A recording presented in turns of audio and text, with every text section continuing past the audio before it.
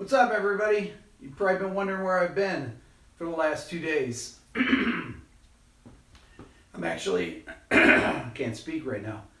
I've been working on a new course for my Beato Music Academy that hopefully I'll have done tomorrow.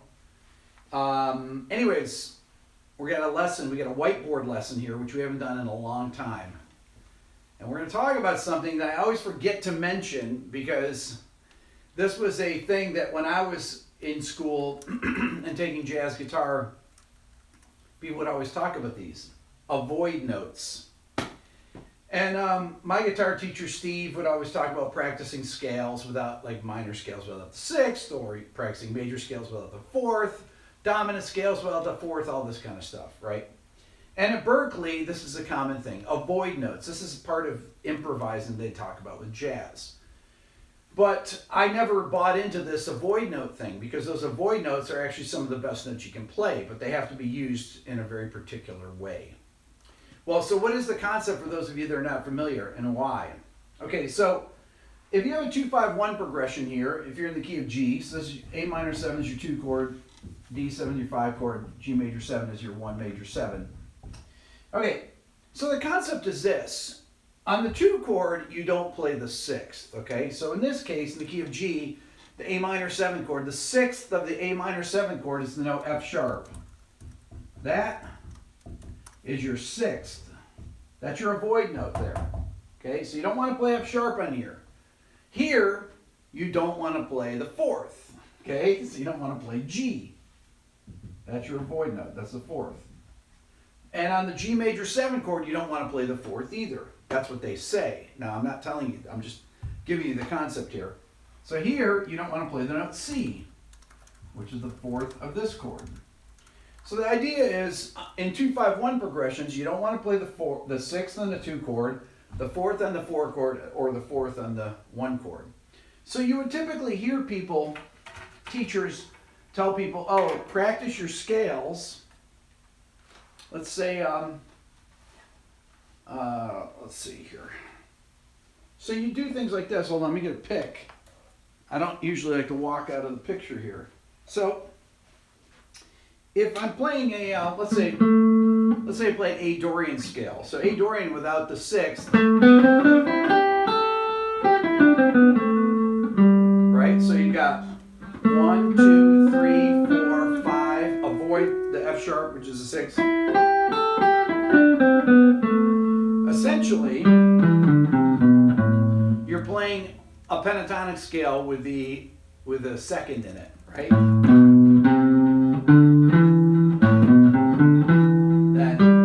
I'm avoiding that note there.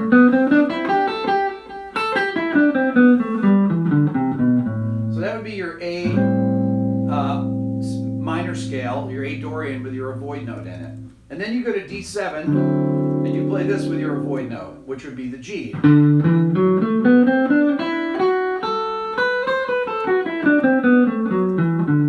I'm avoiding this note, the 4th, which is the G, the 4th of the D7 chord. And then I get to the G major 7th chord and I avoid the 4th on that.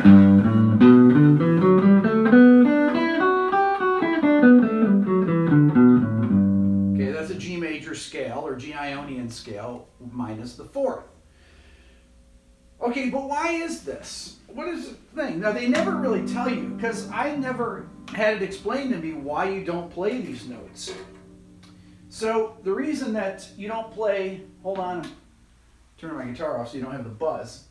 The idea here that you don't play the 6th is because it gives away the 3rd of the dominant chord early, okay? The 6th of this F sharp, is the 3rd of the D7 chord. The 4th here, okay, of the D7 is the root of this. You're not really giving anything away with that. The C here, you're not really giving anything away either with this, okay? This is really the thing that makes more of a difference. But the idea is a ridiculous one, I think. I'll tell you why. Because what they should say, and if you guys have my Beato book, you'll know this, then you've at least come across this before. is that what you want to do is, let me say it to you this way. That F sharp, the sixth of the A minor chord, is the most dissonant note because it's the furthest away in the scale if you're building thirds. Okay, so let's say we build an A minor scale. A, C, E, G. That's part of A minor 7 chord, right? 1, 3, 5, 7. Then B, D. So you got 9, 11, and then F sharp is 13th. Okay? So this note in thirds is the furthest note away from the tonic of the A minor chord. Okay? You've gone through all the upper extensions and you get to the 13th finally. Okay? But if you look at a D7 chord, right? So this is A minor 7. If you look at D7, you start building that from the bottom. D, F sharp, A, C, E, G, B, okay? When you get to your fourth here, so you got 1, 3, 5, 7, 9, 11, right? Then 13. Well, the furthest note away from that is the 13, but that's not your avoid note, okay?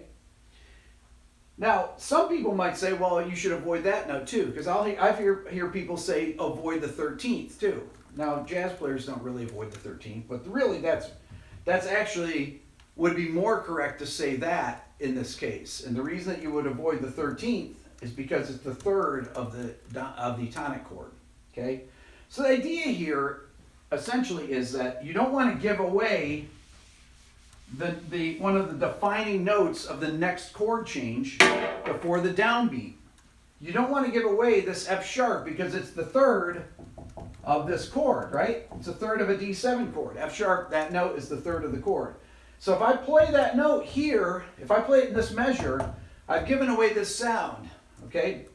Well, because this is the most tense note that you can play on it, the sixth, the most tense note that you can play on a dominant chord, then if I play it like this, you get chords like this.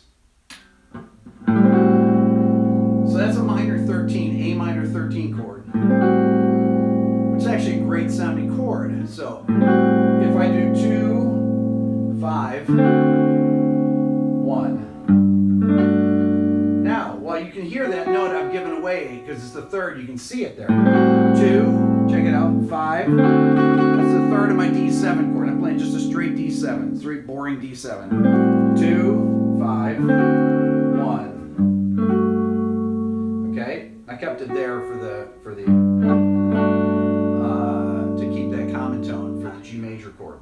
Okay, really what you need to do is you need to play a note that is as tense as that or more tense on the D7 chord.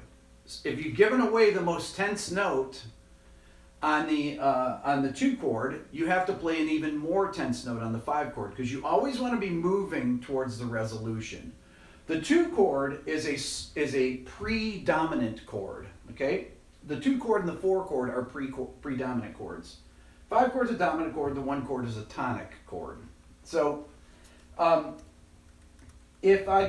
one of the things here, if you think about these upper extensions like that note, the 13, the flat 7 and the 6th here make a major 7 interval. That's what actually makes that voicing sound really beautiful. Now, in order to go to a more tense sound, I have to go to an altered dominant chord, like this. Okay, so what did I do? So I went A minor 13, or A minor with a 6th in it, to a D7 sharp 9. I could go to G Lydian there too. So I've continued the tension through the resolution of the tonic chord. 2, 5, 1. I could go to G major 13 there. Okay? So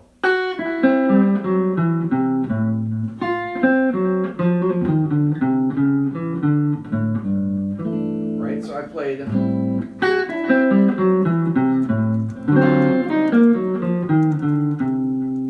then a D7 I played.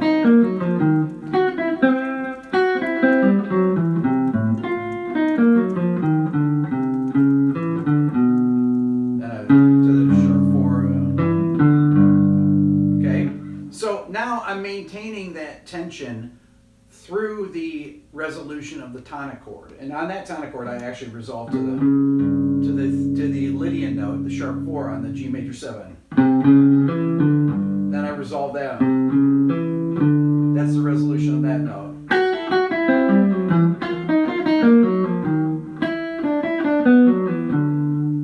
Okay, so.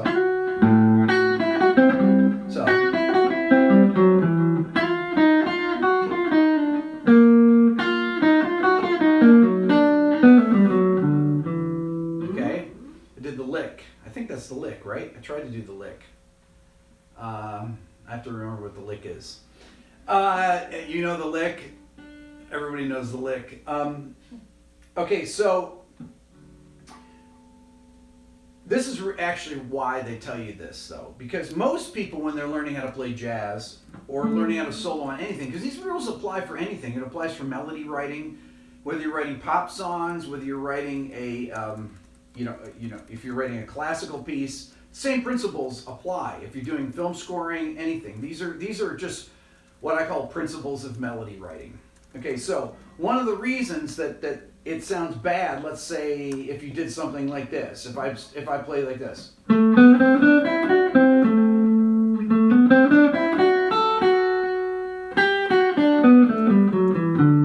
Okay, so I played.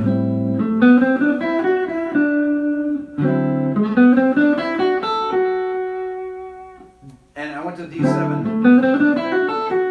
Or if I did this. Then I go to D. That just is meandering.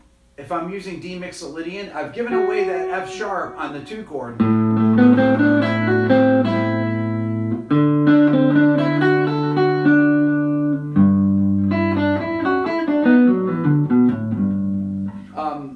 I just call that groping around in the parent scale. A lot of people do that. When I go and hear a player that, if I'm hearing a band for the first time and I walk into a place and I'm listening, I'm instantly informed by what the player is playing, by the note choices they're playing. Either they are making the changes, as we say, or they're just groping, as I like to say. And we've all been there before when we're first learning these things. You just basically play the parent scales, and you can make up patterns. And you without any forethought in what you're actually playing over. You can't just run scales like that because you're going to be playing all the wrong notes at the right time. If you did this, if you played, so I went.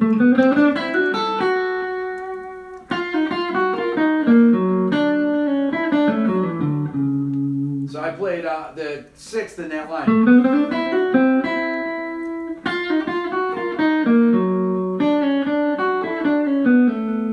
So I played D altered on that to increase the tension, so I'm not just groping around.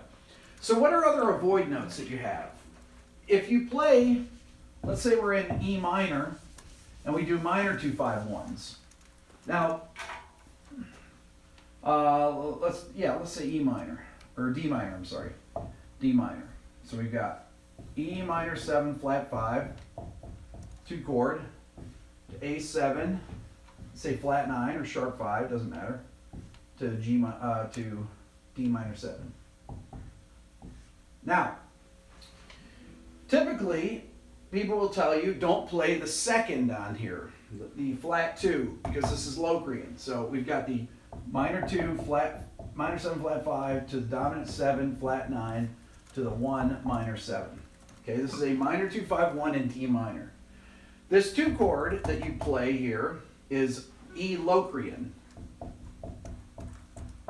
This you can play A dominant diminished, right? Half whole.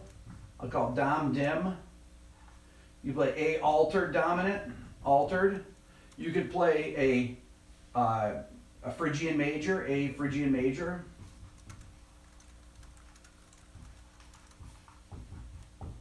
Now that Phrygian major comes out of the parent D minor harmonic minor scale. You could really play E harmonic minor over this whole thing. On the one chord here, you can play, typically you play D Aeolian, right? Because that would be the tonic chord there. Well, it could also be D melodic minor, and it could be D harmonic minor, but that's not really the best choice. Harmonic minor. Okay, so E Locrian, then you also have E Locrian natural 2. That gets rid of the avoid note on there. Okay, those are your typical scales that people would play if they're soloing over these. Okay, so let's say I got E minor 7 flat 5 here. So here's your avoid note, the flat 2.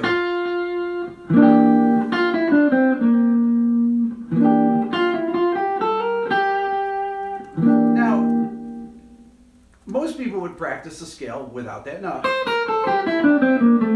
So I instead of leave that note out, right? And you just jump right from the third down to the root there.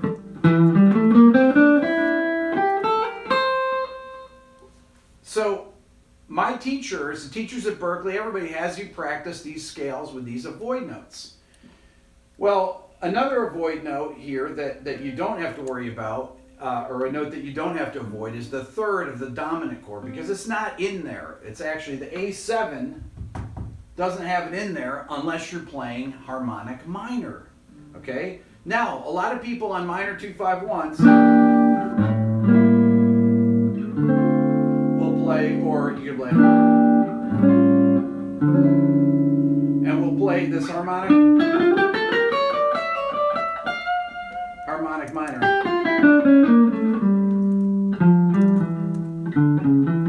So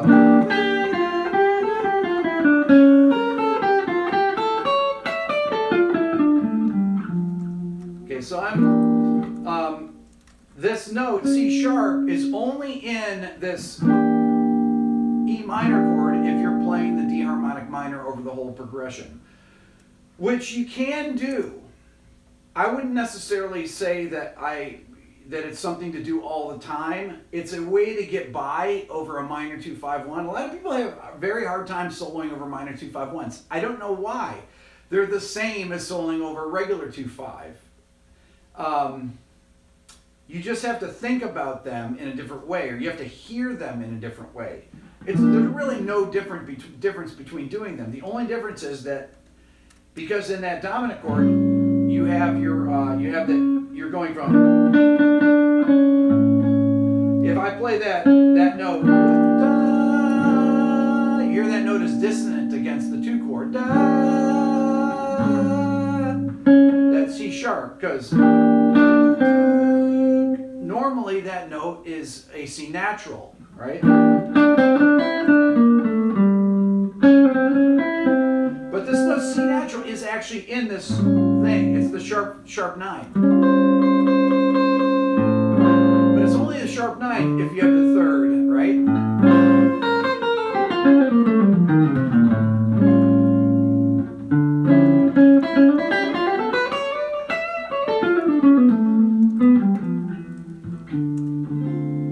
Okay? So, you can practice these.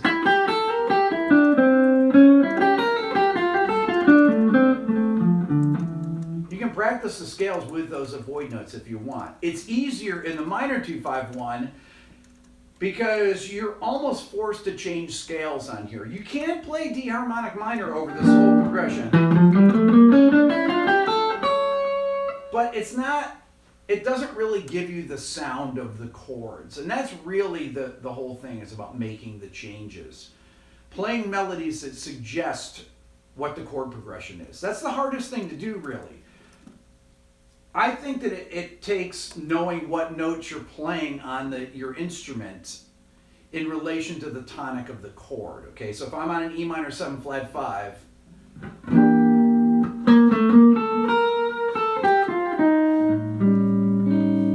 so I played a flat 5, 4, flat 5, 4, flat 5.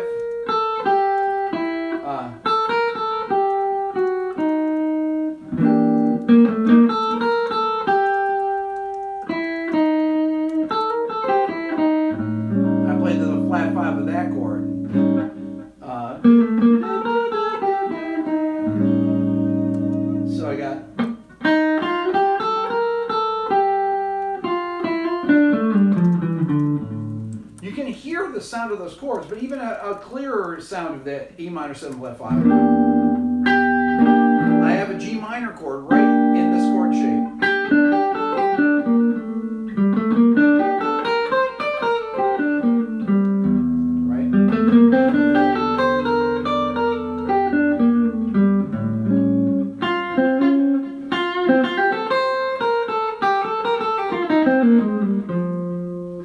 Let's see here.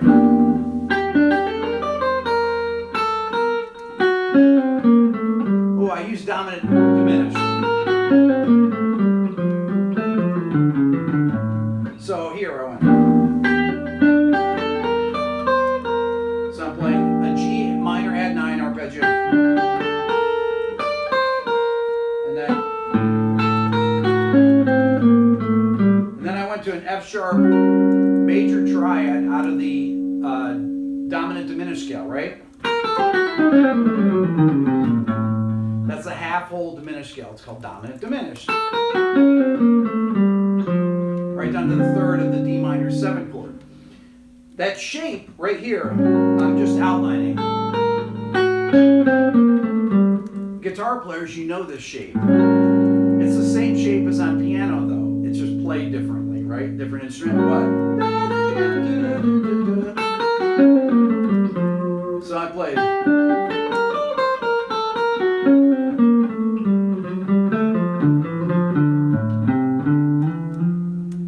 Okay. So.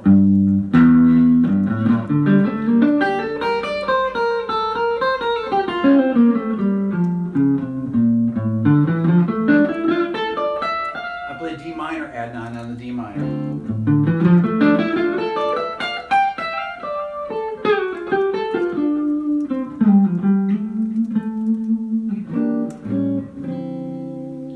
Now, you can also play things, you can add tones to these sounds too. Like I can add that low Korean natural 2 and play the natural 2 on that chord. Beautiful sound. Gives you that.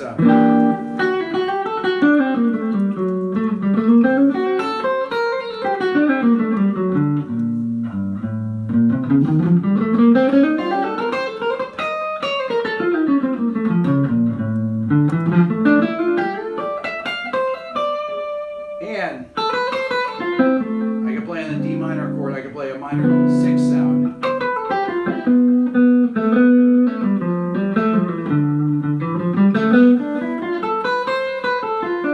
There's your minor 6.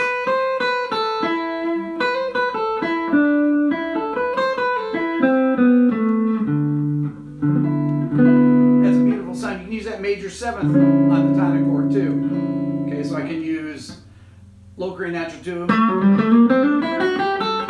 to alter or to dominant diminish.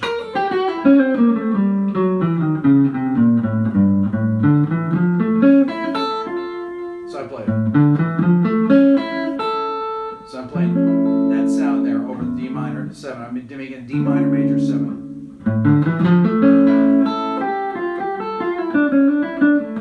So there's that minor major 7 sound. I'm playing F major 7 sharp 5 shape right there, which gives me that D minor major 7 sound.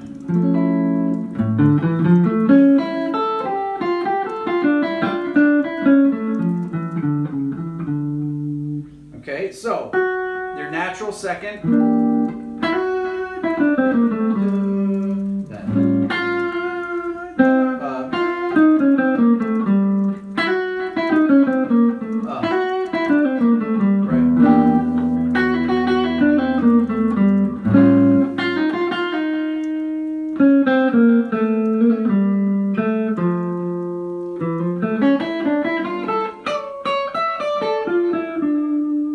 So, avoid notes you shouldn't avoid. You need to learn how to use them properly. Questions? Michelle? Yep. What notes do you have to avoid when making a chord changes? The next chord root or third? Or... You want to try not to give away the sound of the next chord, and the sound of the next chord is typically, you know, notes like the third, for example. That's typically what your avoid notes are, the thirds of chords, you know. But if you're playing a dominant chord and you're playing a D7 with a 13, you're giving away the third of the G major 7 right there. Okay. If I'm playing A minor, you're giving away the third of the D7, right? Right, so you want to try and make these things.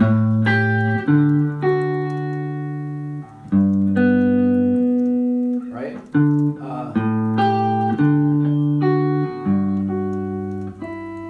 So there's I'm using F sharp. I'm going to the minor 7th on A minor to the third on the D7. So there's my resolution. That's why you hear those licks all the time in jazz when people are teaching, you know.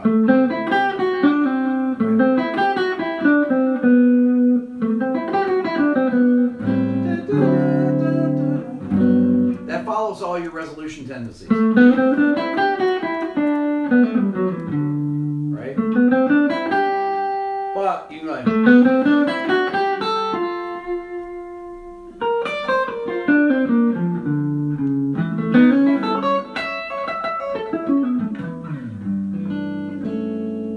so I just played B flat add 9 on the D7 chord. Yes, Michelle? Oh, someone wants to see what's going on the board. Yep. There you go. How do I stop groping? That's what politicians are all trying to figure out now. It seems like everybody in the movie industry here. You just don't do it. No, you have to know what notes to play where. That's really the main thing. You have to be aware of what tones over the chord you're playing that you are playing. Okay, if I'm playing on this A7 chord and I play, if I play that note, I know that's the sharp 9. I don't have to have. I know that C is the sharp 9 on this A7 chord. I know C sharp is the major third. I know B flat is the flat 9. Consequently, I know where those notes resolve. What you want to do is you want to try and figure out what the closest resolution tones are to where you are. So one good exercise to have, which is in the Beato book, is where I talk about, and I've really never talked about this on any of my streams yet, which is really weird because I thought about making a whole video on this, is even if you're doing a tonic to dominant resolution, dominant to tonic resolution. So let's say we got D7, right, resolving to G major, major 7. So what are the tones what tones of the chord resolve to the closest chord tones? Half-step resolutions are always your strongest. So let's say we got the root, 3rd, 5th, 7th, 9. Okay, let's just start with those. So if we think about this, the root on the D is D, F sharp, A, C. The 9 is E. What are the closest chord tones in the G major chord, G major scale or G Ionian scale that these things can resolve to?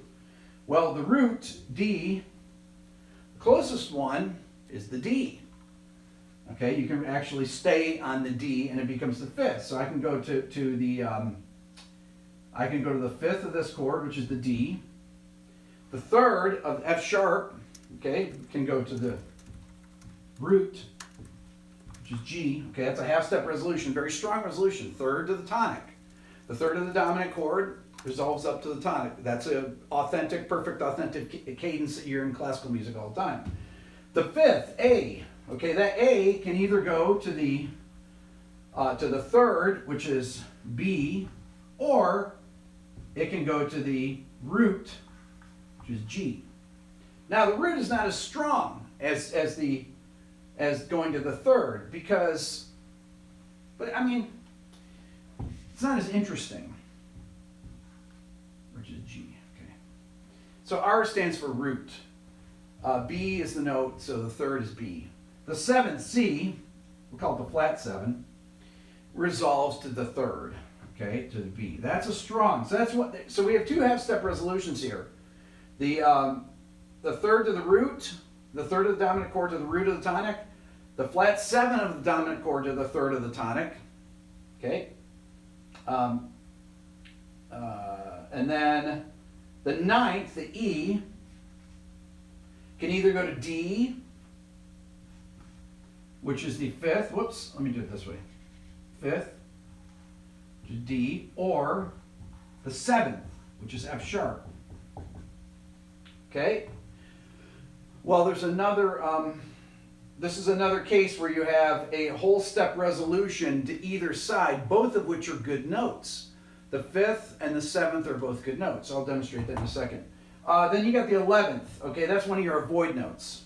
Okay, so E, G, which is your 11. Well, you can see it's the root of that chord. So let's take the 11th out. Let's make it the sharp 11. Call it F sharp. That's a good note to play on there. F sharp is the sharp 4, sharp 11. And that note, I'm sorry, G, no, what am I talking about? G sharp. Resolves, probably not to G, because that's a boring resolution. That's going to resolve to A here. So it's going to resolve to the 9th, which is A. That's the strongest resolution.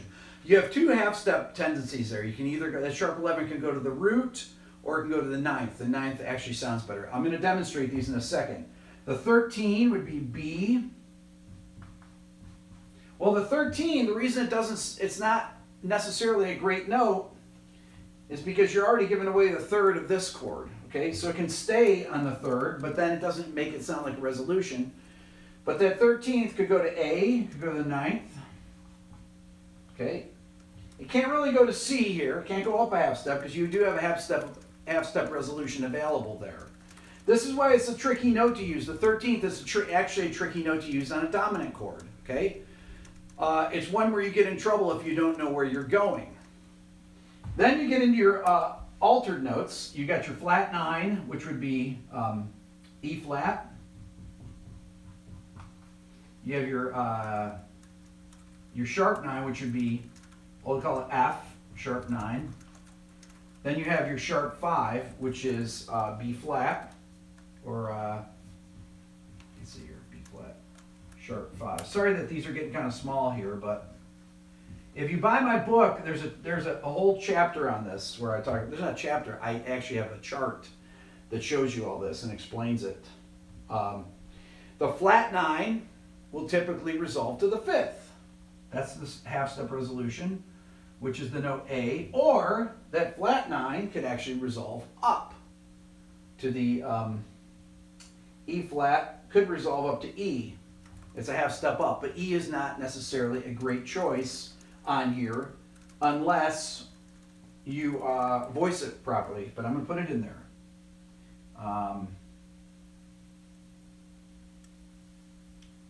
I'm sorry, yeah, I have the wrong note here, D. And or you can go to the 6th, which is E. So that's a half step resolution there, either way. The sharp 9, the F, okay. The sharp 9 can resolve down to, I'll show you. I'm going to play some of these because you got to hear them. So if I have the F here, resolves up to the major 7th very nicely. Okay, 7, which is going to be F sharp, which is the and the G, or resolve down to the 6th, which is E. So the flat 9 can go, right, or that's a flat 9 moving up to the 13. Here's a sharp 9 moving up to the major 7, or sharp 9 moving down to the 6th. It sounds, to me, it sounds more powerful when it moves up. but you can make it work either way. And our last note is our sharp 5. That sharp 5th can move to the 3rd or the 9th equally. 3rd, which would be B, or the 9th, which would be A. Okay? That's kind of small, but those of you that have my book, you can find that page on resolutions where it talks about this. So most of these are pretty obvious. That the if I do a D7, right? If I'm doing like a D7, the root can resolve to the 5th there, right? If I did it, let's say I do it down here, I'll do a really simple one. That's easier to see there probably. If I went here, okay, I could go to the 13th. Well, I can also go. That's one note that we haven't talked about, the sharp 5 on the tonic chord, okay, which is a great note. Some of these chords can resolve to the sharp 5, which is a very, very cool sound. The 3rd resolves to the 3rd of the D7 chord. Can resolve up to the root. Can also stay here, although it's not really resolving. It becomes a common tone here. The 5th here of the D7 chord can go up to the 3rd, or can go down to the root. That's not quite as good sounding. The flat 7 would be, when you see flat 7 goes to the 3rd. The 9th,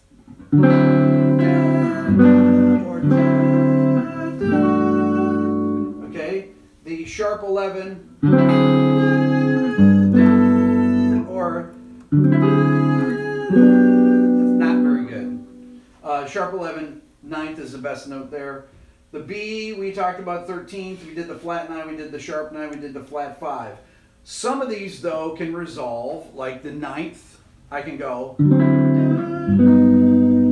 the 9th to the sharp 5 of the. So this here, the 9th, where's that 9th going to? To the 5th here?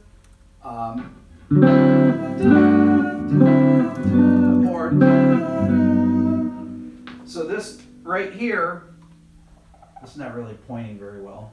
Go like that. This can also go to the D sharp, which is the sharp 5. That's another possibility, okay? You can take any of these notes that are close to the sharp 5, the root, you go to the sharp 5, the flat 9, the natural 9, can go down to that. Those are your two common, you can go from the sharp 9 to the sharp 5 of that chord. It's not really it's not a half-step resolution, but it works. So all these will work in lines too. I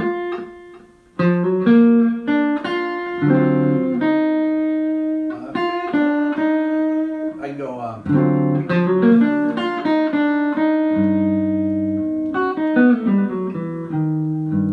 That's my Lydian augmented sound. Beautiful sound, very modern. Michelle? Yep. Can this also be applied to a standard 12-bar blues? Absolutely. Yeah. This is all the same principles.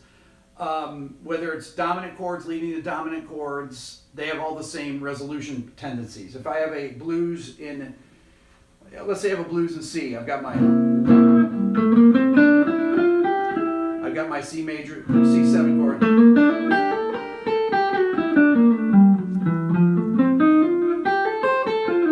So I've got my, then I got,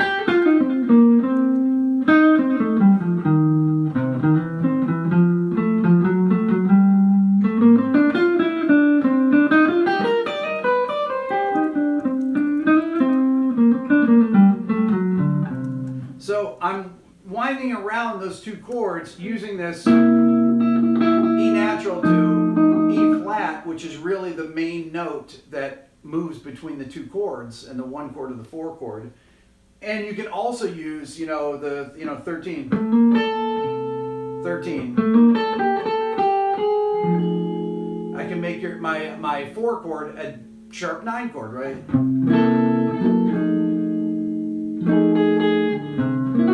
I can make my tonic chord a flat 5 chord. And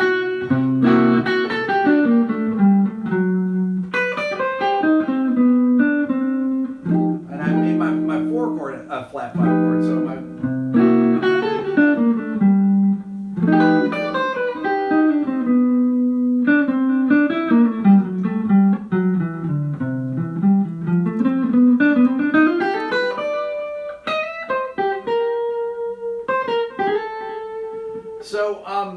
all the same principles apply. Dominant chords, you have to go through and find out which are the closest note resolution tendencies to the notes that you're on. Know where you are on your instrument and know how to get to those tones, because when you're playing lines or writing melodies, you want to have those close tones to resolve to, those really strong resolution tendencies. It'll make your playing sound like it has direction. It'll make your melodies sound like they have direction. Michelle? Yep. So it's including do the same rules apply for other scales too, right? Yes. You always want to look for these things, no matter how complex the chord progressions are too. So I have a new video that I'm working on. One of my Beato Music Academy videos, and it's called Advanced Harmonic Concepts for Composition and Improvisation. And what it is I take a tune that has 44 different chords in it that I wrote, that it has all these different, it's got 44 different chord scales in it, and I explain where they're all derived from, how they work together, and how to get from one to the next and play melodically. This can be used for if you're a film composer, if you're a jazz guitar player, if you're a sax player playing over standards or anything. This will work in any genre of music. And the tune that I have that I'm demonstrating this off of with is more of a modern, it's almost like a modern classical tune with the changes. But the changes can all would be changes that you would use in jazz if you knew all these different types of chords. And hopefully when you get this course, you'll actually start to learn all these things, and it'll seep into your playing and into your writing. That's the idea of it. Yep. Michelle? So the takeaway is don't play notes that give away the next chord. Correct. Or the opposite of voice leading. It's the opposite of voice leading. It is voice leading. It's not the opposite of voice leading. It is voice leading. You want to play, you want to lead your notes. You don't want to give notes away is one of the ideas. Or if you give the note away, then you have to use a note that's even more tense on the next chord. You have to go to a different sound. So if I use Dorian and I play that 6th on the 2 chord, I've got to go to some altered sound on the 5 chord. I got to bring in the sharp 9. There's my voice leading, because that 6th, if I just play the D straight D7, it needs to be right. So I went to a D7. What am I going to? 13 flat 9, 13 sharp 9.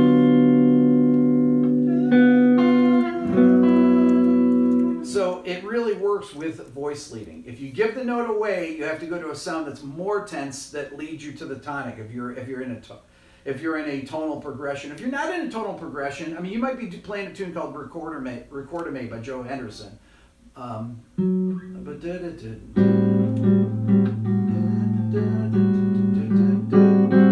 So that's how the melody goes. And it goes right to that 13th of a A minor 7 chord. That's a down B.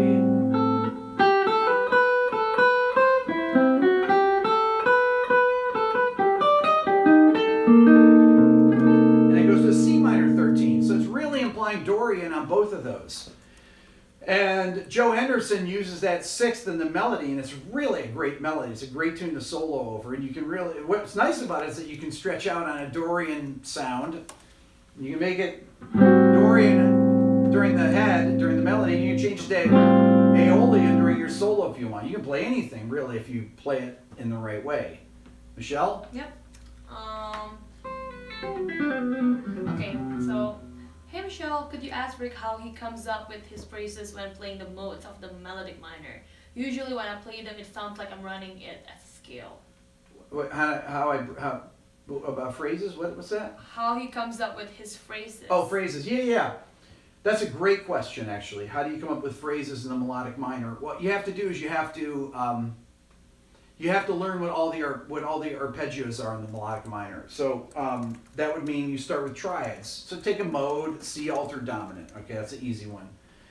So you've got C diminished, C augmented, D flat minor, D flat sus4, E flat minor, E flat sus4, E augmented, F sharp major, F sharp Lydian triad, A flat major, B flat diminished. So you've got all these different triads that are in there that are just, if I played, say, so I've got, there's your C altered, seventh mode. So I look for sounds that,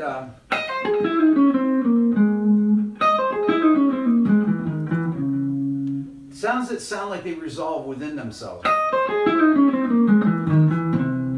That's a line that sounds like it works together and has a natural place that it lands, right?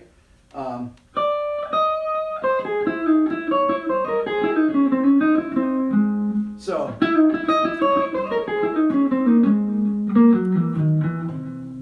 okay, I mean, it's hard to not play stuff. I am skipping notes of the scale, okay? And I skip them for particular reasons because I'm trying to land like I did.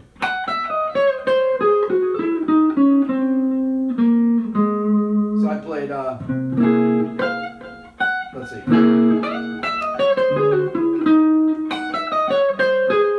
So I left out this note. I could have gone, but it didn't sound right in the line. It needed to go. So I wanted to get to that note there. So you have to kind of know what notes in your line to skip over so that they sound like they have a direction. And that comes from doing a lot of exercises. Any of you that have my Beato book, you can see, if you go into the melodic minor exercises, it'll show you how to do these kind of arpeggiated lines like that, how to throw in arpeggios in the middle of lines. Don't just run the scales. That's typically what you have is people that have these scales that you haven't experimented enough with breaking them up into different patterns. So if I play, let's say if I'm on, say I got an F7 altered, which would be altered dominant again. All right. So I'm doing a lot of interval.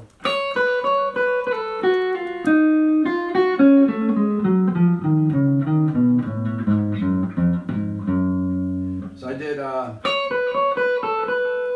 forgot what I did. So,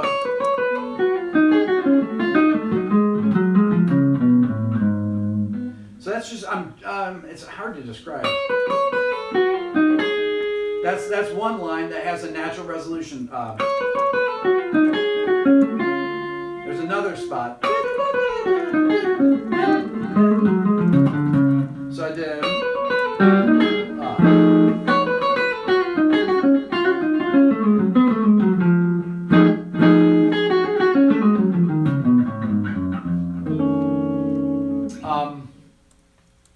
You have to just practice breaking the scale up into and learning lines and learning solos. Essentially, I can give you a million rules on how to come up with lines, but it's just what sounds good, and you learn what sounds good by transcribing people that sound good.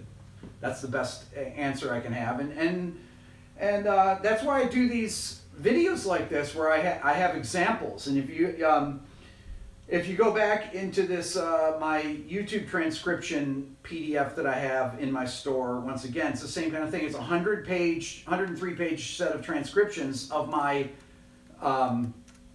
lessons that I've done on here, And this one, JC, who transcribes most of these lessons, he'll take this lesson, he'll take these lines that I played today, and he'll have a transcription within a few weeks of this. So he'll take all these examples of what I've played today, and he'll put them in a transcription that you can have, you know, for this. So, anyway, so that's the answer to that, Michelle. Yep. And then, any standards you recommend for learning about this? Jazz standards. And which guitarist is great to listen to, who masters dissonance and resolutions? Oh, dissonance and resolution guitar players: Wes Montgomery, Pat Metheny, Jim Hall. So George Benson. There's so many of them. Herb Ellis, Tal Farlow.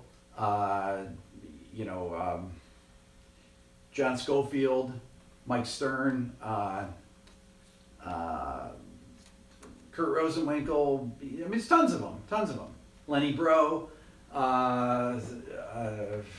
Barney Kessel,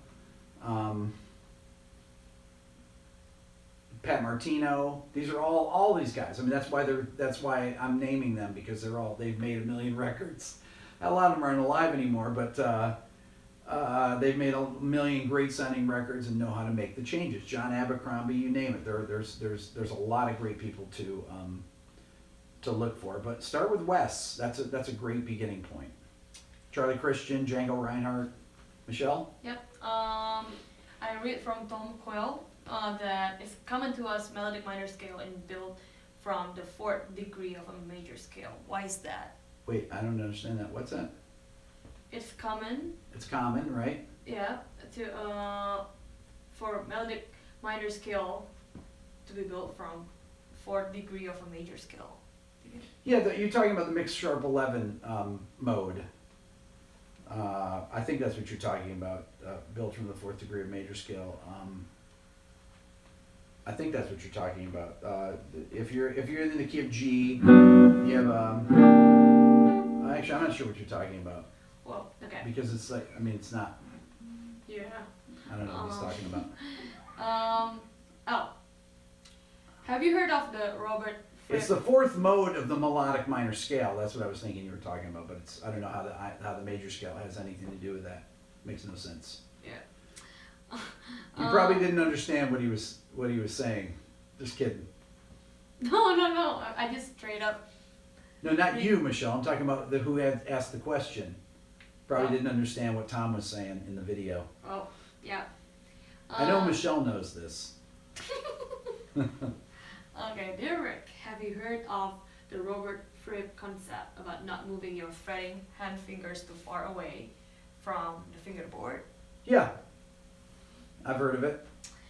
I know. I mean, there's a lot of exercises for that where you go like that. You do things like that to practice. I think Fripp would do those kind of things where you just move one finger at a time and you keep them really still. But I don't buy into that, because all of my favorite guitar players like Wes and Metheny and everything lift their fingers really high.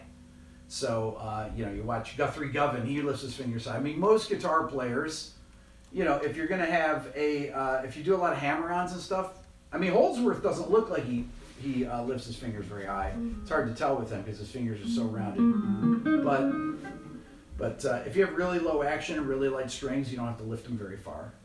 Obviously, the less you lift them, the faster you can play, because the less time it takes for your fingers to get to the next note. Obviously, so if you're lifting your fingers up really high, it's going to take a second to get to those notes. So. Yeah. How would you describe the resolutions of these avoid notes in emotional terms? Maybe like color or gravity. Yeah, that's a great. I mean, gravity is really what it is. It's musical gravity. It's kind of like my when I was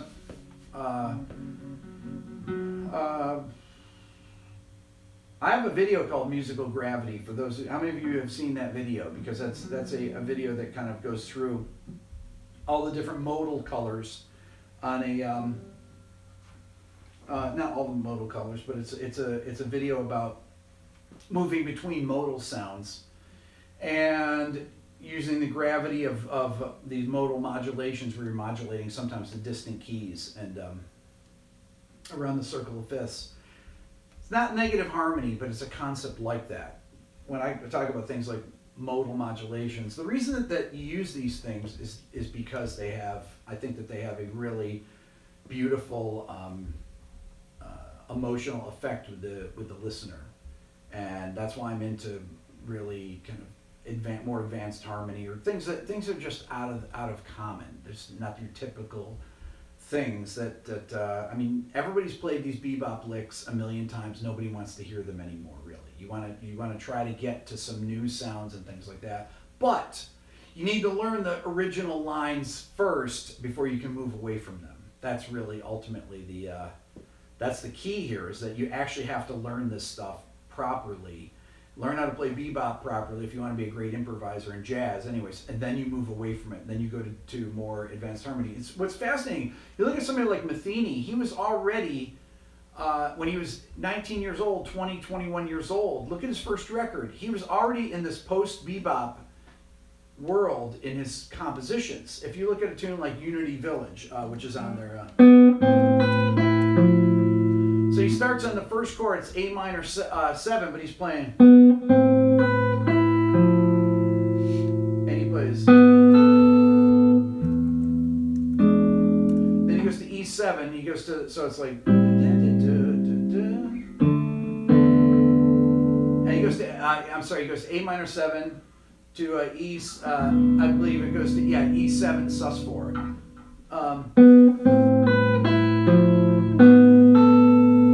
Right there is an Aeolian sound with all those sevenths. It used to be called exercise number 6 in the original real book. I think that Pat actually named his songs because each song is based on a particular interval. That song has a lot of sevenths in the melody, and he's using like the.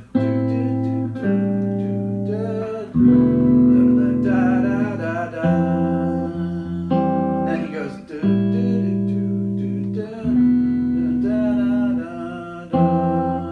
Then he goes to B flat.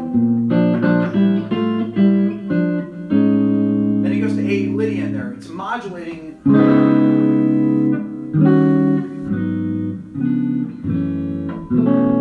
Then he goes to E major to C Lydian augmented, E major, C Lydian augmented. Then he goes to a pedal point.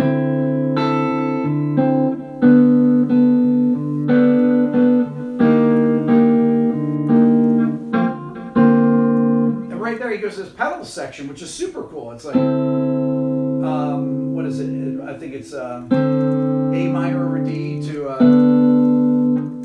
G over D to E flat major over D to B flat sus2 over D, and then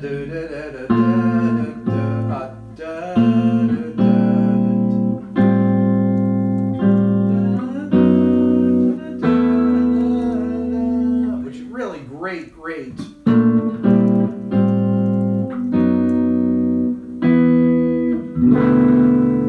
That's really a post-bop tune that was written in 1970.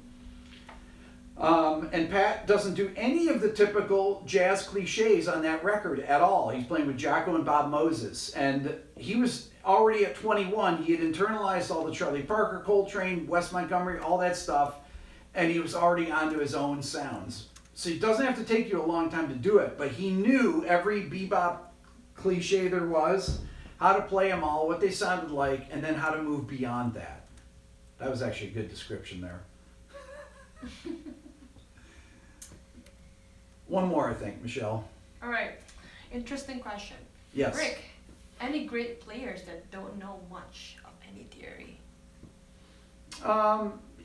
There's plenty of players that don't know that can play well, that don't know much theory, but not very many of them, honestly. I mean, you have people that are great blues players. Albert King, that probably doesn't know a lot about theory. Although most people actually know, honestly, if you watch B.B. King and he'll explain stuff, he knows what these scales are.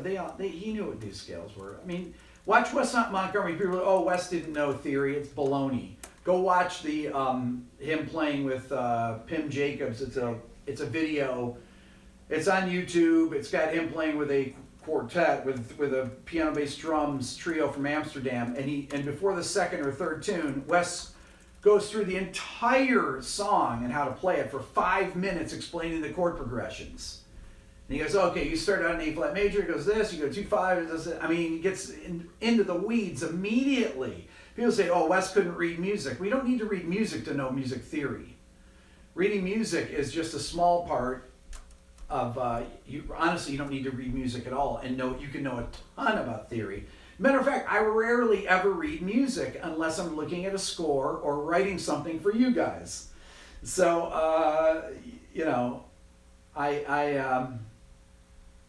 my new course that I have out, I have the melody to this tune written out, and it's, you know, when I do that, or when I did the thing last week with the, where I gave away the free PDF with the string, 3-chord string thing, where I have to write those things down. I think actually Michelle wrote that down, so I didn't even have to write that down. She did it. Just so I didn't have to do it. But yeah, you can actually know a lot about theory and not be able to read, but it helps to be able to read. I think that's good for now. What do you think, Michelle? Yep. Subscribe here. Hit the notification button to let you know when I'm going on live. Watch this again. There's a lot of important stuff. I've got a course on my website, Mastering Modes of the Major Scale. I got a new course coming out tomorrow, and the Beato book.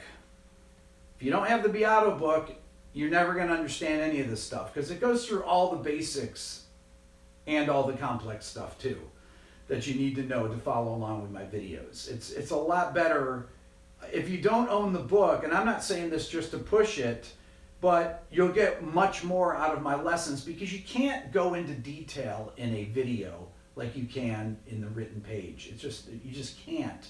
You have to sit there and look at the stuff and see it written out, and then you can go. I mean, it's a 300+ page book, so. It takes time, but.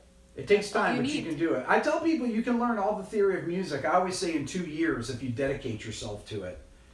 But that's if you're a super memorizer.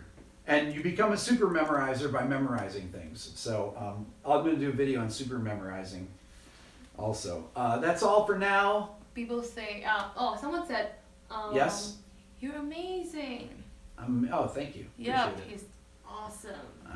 And this was fun. This tonight was really fun because it was coming back. What's that? Coming back from. Yeah, coming back from way out in the weeds, and I podcast. Yes.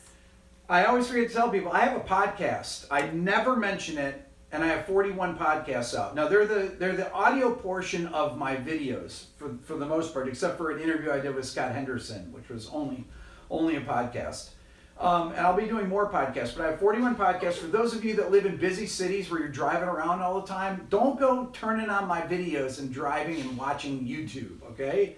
I appreciate the views, but don't go crashing your car watching YouTube. Put on the podcast, listen to them. You can get the same thing out of this. Granted, you're not looking at the whiteboard in this particular lesson, but most of the things I have on there that I've chosen to make podcasts out of my 350 videos, I chose ones that actually are good just listening to the audio alone. If they're high content videos, that's really those are the kind of things you want to listen to, where you don't have to actually watch the video, and if it doesn't have notes on the screen or something. So, anyways, that's all for now. Michelle, anything else? We're good, right? Mm-hmm. Oh, thanks. Someone said, "Where's the coconut water?" Oh yeah. It's on my other channel, which I'm going to go on later tonight. How many of you are signed up to Rick Beato Live? If you're not sick of me here, that's where I actually have more fun, is on that channel. Not that I don't have fun on this, but that's more for the hardcore Beato enthusiasts. That's for me. Like, that's the thing where I can actually, when I'm working on stuff in the studio late at night, I'll turn that on. That's my new thing. So I've had a few thousand people sign up last week, which is very cool. I'd like to get up to 5,000 subscribers if I can. I'm at about 3,500, something like that. So those of you that haven't signed up for that, and if you're interested in just catching some more stuff, go over and check that channel out, Rick Beato Live. It's my new YouTube channel. That's all for now. Thank you so much for watching. You guys rock.